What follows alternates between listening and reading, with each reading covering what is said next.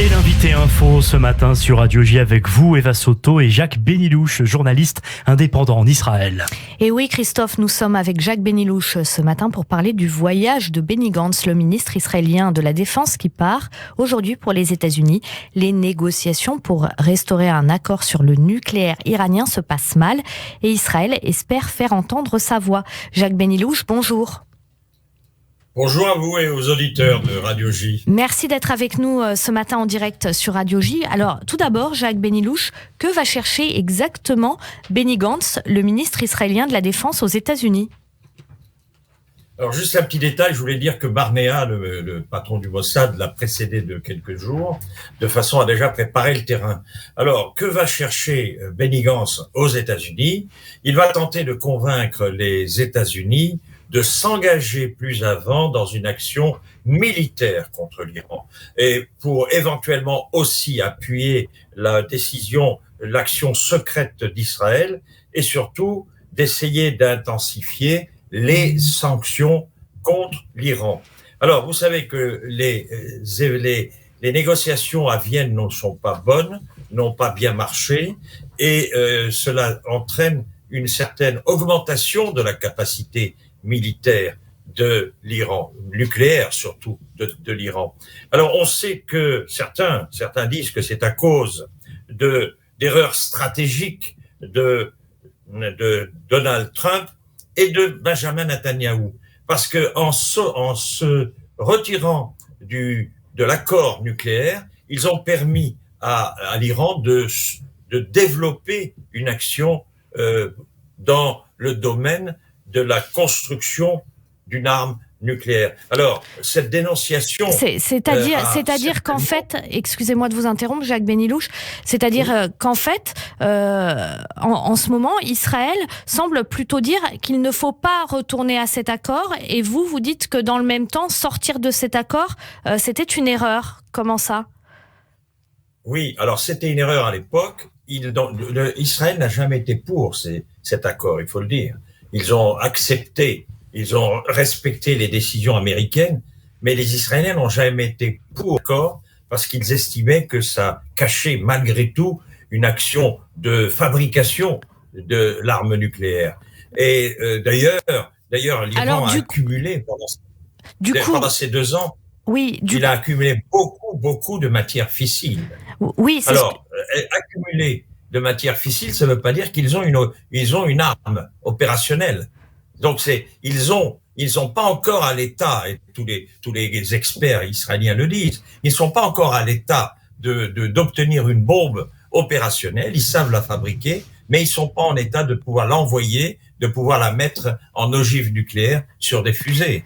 Donc c'est le problème que veut essayer de régler Gantz, c'est d'essayer d'empêcher cette dernière phase de construction, de passer de la partie théorique à la partie pratique de l'arme nucléaire. Et pour l'empêcher, les Israéliens envisagent une opération militaire. Jacques Benilouche, concrètement, ça veut dire là, si les accords de Vienne échouent, si on peut pas les restaurer, si on peut pas en faire d'autres, ça veut dire qu'il y a la guerre avec l'Iran ? Je ne pense pas. Bon, alors il faut dire que Joe Biden l'a dit depuis longtemps. Il a dit qu'il n'était pas favorable à une action militaire. Ça, c'est clair. Mais en Israël, en revanche, le Premier ministre Naftali Bennett, lui, dit que il faut se préparer à une action militaire. C'était aussi le sens de ma question. Israël, Iran, est-ce qu'il y a une guerre possible là, de façon... Moi, je ne pense pas. Les experts ne pensent pas, parce que une action militaire entraînerait... D'abord, Israël ne peut pas lancer une opération militaire sans l'aide logistique de l'armée américaine. Il ne peut pas lancer une action militaire sans le soutien politique des États-Unis.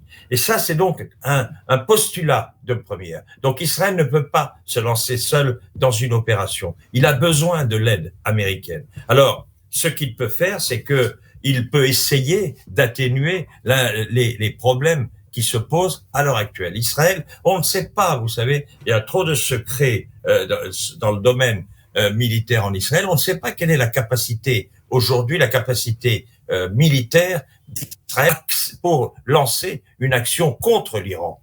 On sait qu'ils ont des moyens.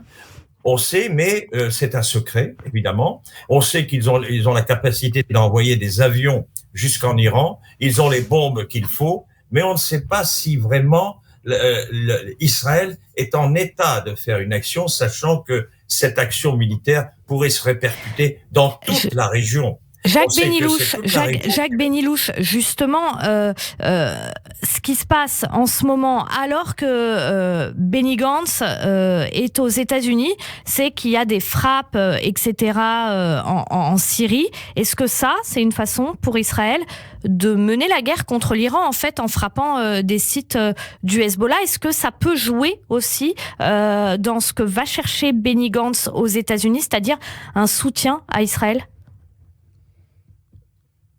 Israël veut obtenir de la part un blanc-seing de la part des États-Unis pour lancer des opérations militaires en Iran, éventuellement certaines opérations ponctuelles contre l'Iran, et surtout le moyen d'obtenir l'autorisation de lancer une guerre cybernétique contre l'Iran. C'est déjà commencé. Il y a beaucoup d'usides nucléaires qui ont été touchés soit par l'action cybernétique, soit même par des actions humaines. Et donc, Israël veut obtenir un peu plus d'autonomie pour se lancer dans ce genre d'opération. Est-ce qu'Israël peut l'obtenir, vu le contexte de ces négociations qui se passent mal à Vienne? Mais je pense qu'il peut l'obtenir parce que c'est un moindre mal pour les Américains. Les Américains sont inquiets d'une action militaire israélienne contre l'Iran, donc ils sont prêts à laisser un petit peu, laisser un peu la bride libre à Israël pour lancer des actions qui ne peuvent pas mener à la guerre. C'est ça le problème, c'est qu'on ne veut pas, et je crois qu'Israël n'est pas prêt aussi à accepter la guerre. C'est-à-dire opération, Jacques Benilouche, pour qu'on comprenne bien, c'est-à-dire opération ponctuelle, mais guerre, non, c'est ça? Voilà. Il s'agit d'opérations ponctuelles, de détruire certaines usines éventuellement, de lancer des actions contre certaines usines, soit par le moyen de gens du Mossad, soit par le moyen d'opposants iraniens. On accepte ça, les Américains sont prêts, au contraire, ils pousseraient à le faire, parce que ça éviterait une guerre. Mais on ne croit pas du tout à une guerre, à une possibilité d'une guerre, d'abord parce que l'Iran est très loin d'Israël, on a beau avoir du matériel de très grande technologie, la guerre est un élément qui n'est pas un argument de poids pour Israël. Et donc il veut obtenir les moyens d'agir. Mais surtout, ce qu'il faut savoir, c'est que la guerre, le problème de la bombe nucléaire n'est pas le seul élément. Israël veut aussi obtenir un élément de limiter les missiles balistiques. C'est ça l'objectif que recherche Benny Gantz.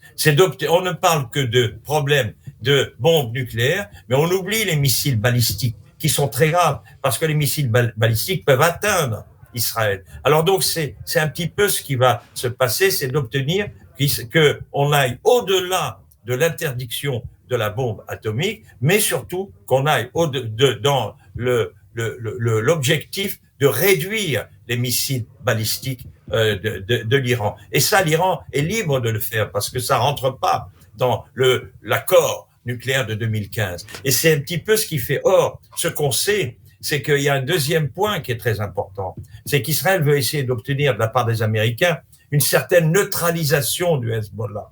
On sait que le Hezbollah s'arme, c'est ce que vous avez dit tout à l'heure dans les informations. Israël bombarde sans arrêt les transferts d'armes, les transferts de missiles.